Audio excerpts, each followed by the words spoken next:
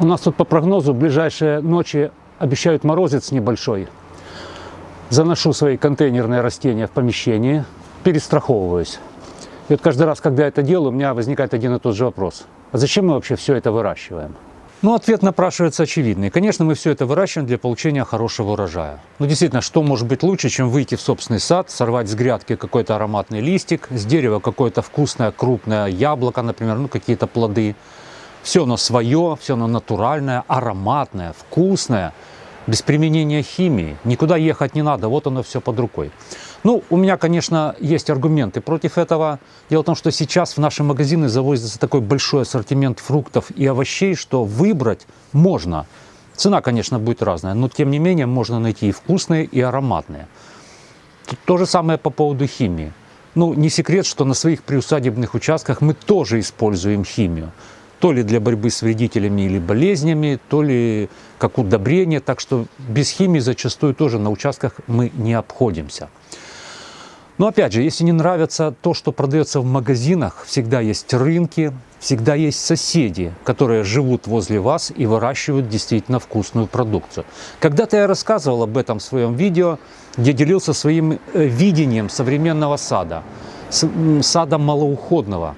Тогда, правда, в комментариях меня обвинили в том, что я предлагаю все залить бетоном и ничего не выращивать. Конечно, все это не так. Малоуходный сад для меня – это тот сад, где я получаю удовольствие от работы.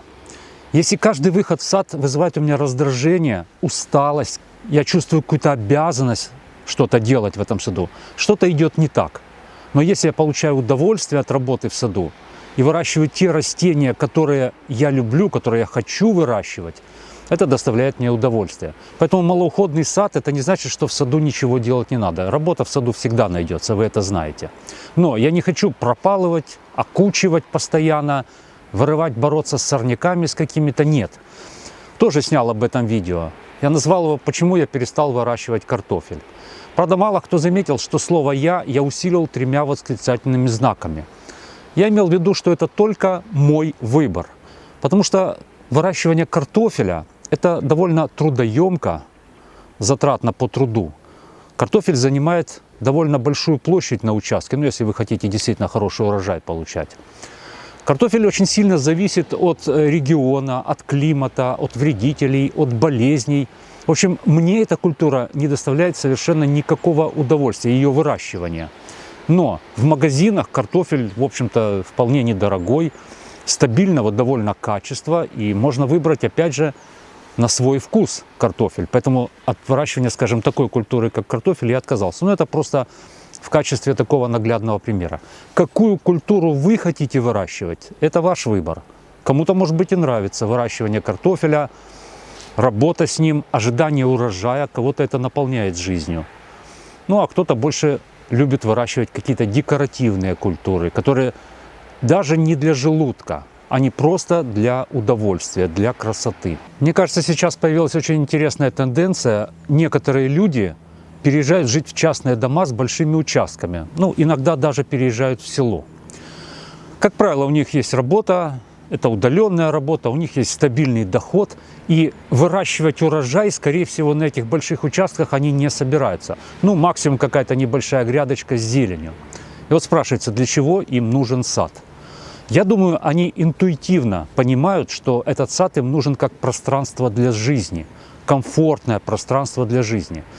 Ну что может быть лучше, чем утром открыть дверь, можно даже с чашкой кофе, и сразу оказаться на природе. Не надо никуда специально ехать. Вот открываете дверь, и вы уже на природе. Или поваляться в гамаке с планшетом, скажем, или с книжкой. Это комфортная, ну, на мой взгляд, комфортная жизнь рядом с природой.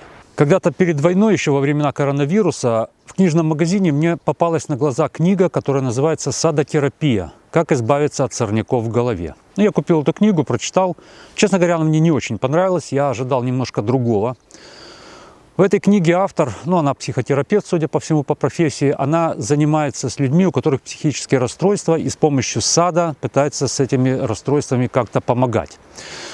Ну, тем не менее, вот эта идея садотерапии очень глубоко запала мне.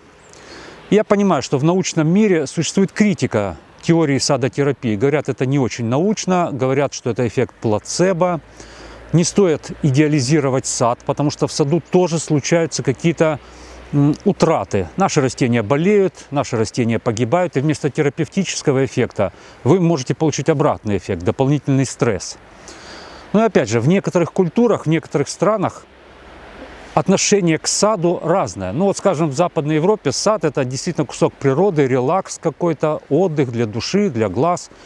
А в некоторых культурах, где сад – это способ выжить, там это тяжелый труд. И, конечно, ни о какой терапии там речи быть не может. То есть использование сада в качестве терапевтического средства. Это все, конечно, надо учитывать. Но я про себя всегда думаю, вот пускай это даже плацебо, но если я чувствую, что мне это помогает на каком-то этапе моей жизни, значит, со мной это работает. И вот мне кажется, что многие люди сейчас в современном мире как раз вот и пытаются интуитивно, опять же, использовать сад как какое-то терапевтическое средство. Пускай не полностью излечиться от каких-то ментальных проблем, но, по крайней мере, на какое-то время от них отвлечься. И вот оказывается, что ответ на вопрос, а зачем мы все это выращиваем, сводится порой не только к получению урожая и не только там, к созданию красоты, например. Мне кажется, мы часто выращиваем растения ради самого процесса.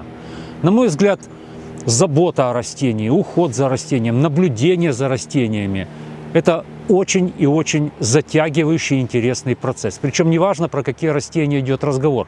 Кто-то любит выращивать цветы, кто-то кустарники, а кто-то ту же самую картошку. Каждый садовник сам выбирает культуры, которые ему интересны, и с которыми ему будет интересно работать в саду. И вот сад как раз и становится тем местом, где, возможно, не всегда важен результат, а важен в первую очередь сам процесс. Ну вот, поделился я своими мыслями на эту тему. Вот, кстати, инжир. Очень хорошая иллюстрация на эту тему. Инжира здесь продается много. Его везут из теплых краев, из Испании, там, из Марокко. Он вкусный. Мы его постоянно покупаем и едим. Причем он есть здесь в продаже и в свежем виде, есть и в сушеном вяленом виде, есть даже варенье из инжира. Но нет, я решил заморочиться. Я попросил, чтобы мне из Украины прислали черенки моих украинских инжиров. Я их укоренил и вот сейчас выращиваю. Хочу ли я получить урожай? Безусловно. Потому что любое дело начатое нужно доводить до конца. В данном случае получение какого-то урожая. Нужен ли этот мне урожай большой? Не факт. Я люблю инжир. При всей моей любви к инжиру много его съесть, пожалуй, я не смогу. Ладно, не буду вас задерживать. Спасибо, что смотрели. Увидимся.